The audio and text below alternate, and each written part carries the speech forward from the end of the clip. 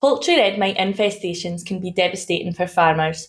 This tiny parasite causes severe welfare consequences for laying hens, such as increases in anemia, increases in stress and irritation, and increases in mortality, and a higher feed conversion ratio. This ultimately leads to lower egg output and quality, resulting in huge economic losses to the commercial egg laying sector. What's more, poultry red mite can act as a vector for dangerous and significant diseases such as Salmonella enteritis. So, what are poultry red mite? Poultry red mite are small, blood-feeding ectoparasites that live in crevices of a laying shed and come onto the hen at night to take a blood meal. Under the right conditions, they can complete their life cycle in just 7 days, going from egg to larva to protonymph to deutonymph to adult female or male. This fast life cycle gives the potential for populations to expand rapidly. The current go-to control methods is the use of chemical acaricides. However, these treatments can be costly, difficult to apply effectively, and resistance has been reported to many of these compounds, leading to an urgent need to develop novel control strategies.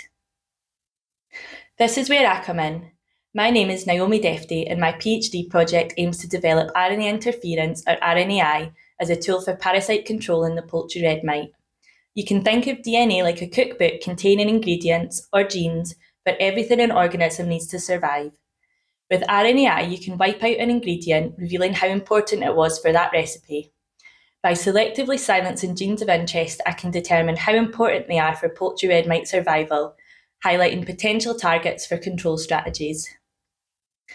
So how do I do this? First, mites are collected from an infested farm, and then they are conditioned for 2 weeks.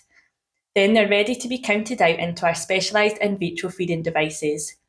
Fresh goose blood is collected from birds on our farm, and then I can mix my RNA treatments with the goose blood and add it to the top chamber of the feeding device. The mites in the bottom chamber can then feed on this goose blood mixture through a thin membrane. After feeding, I can then check to see if I've affected gene expression and monitor to see if changes in gene expression affect mite mortality or reproduction, which could be changes in mite egg laying or hatching.